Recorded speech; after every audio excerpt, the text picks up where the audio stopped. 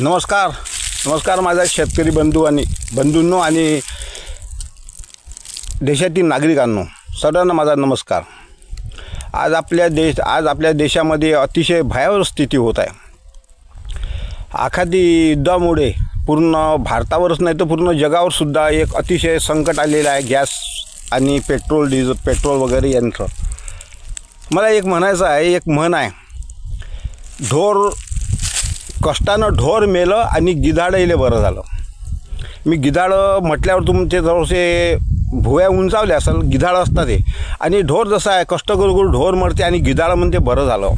आज देश चालवणारे कोण्या पद्धतीनं देश चालवत आहे, कोण्या पद्धतीनं हँडल करत आहे हे तर नाही, पण ह्या गिधाडाईला, भारतातल्या गिधाडाला एवढं बरं झालं का 3च दिवसात यायच्या घरचे बनते सिलेंडर संपले। आज जेवढे लोक रांगेत आहे ना, यांच्या घरी तुम्ही जाऊन पहा, 2-2, 3-3 सिलेंडर याच्या घरात आहे, फक्त मोर्चे। अरे मोदी, आता मी जर म्हटलं मनमोहन सिंगचं उदाहरण दिलं, म्हटलं पैसे झाडको लागते क्या? आता काय गॅस काय घरून गॅस काय नदीतून भरून आला काय?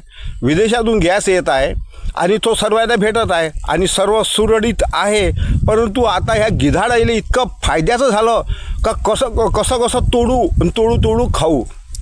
अरे मूर्खांनो, आज देशावर जे संकट आलं आहे, ह्या देशाच्या संकटावर भांडण तर आपलं चालूच आहे, शासनाच्या विरोधात आमचंही चालूच आहे, शेतकऱ्याचं।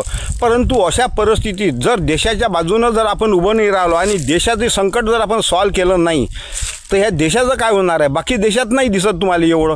आता बाकी देशाचे व्हिडिओ येऊन आले का हे प्रत्येक देशात गॅस टंचाई आलेली आहे, ती आपल्या भारतातल्यासारखी गिधाडं नाही आहे तिथं का बोंबलासाठी तयार। म्हणून माझी गिधाडाला विनंती आहे का 3च दिवसात तुमचे सिलेंडर संपले, तुमच्या घरी असं कसं सिलेंडर रोजचं काय 5-5 रोजचे 2 सिलेंडर लागते काय? आमच्या खेड्यात अजूनही आम्हाला 3 महिने सिलेंडर जाते, 2 महिने जाते आणि तुमचे दररोजच लागून राहिले। म्हणून माझी जनतेला अशी नम्र विनंती आहे का ह्या अशा टंचाईत देशाच्या पाठीशी खंबीर उभं राहणं हे महत्त्वाचं आहे। उलट देशाच्या चालत्या चाकाची खीळ काढणं म्हणजे देशाचा विनाश करणं आहे। म्हणून माझी सर्व जनतेला आणि गिधाडाला विनंती आहे का सुधरून जा, काही ना काही थोडेसे बरे व्हा। काय देशाची संकट आहे, बाहेर देशातून आणल्या जात आहे, तिकडे एवढं भयानक युद्ध चालू आहे, युद्धाची झळ पुऱ्या जगाला बसत आहे, तर आपल्याला बसली तर सहन करणं आपलं आहे ना। जर देश आपला आहे म्हणून, देश आपला नसला तर चाललं असतं ना। म्हणून मी पुन्हा विनंती करतो जनतेला का जनतेने अजिबात घाबरून जाऊ नये आणि आलेल्या प्रसंगाला अतिशय पद्धतशीरपणे तोंड द्या आणि देशाचा घात करू नका, एवढीच मी आपल्याला विनंती करतो। जय हिंद, जय महाराष्ट्र।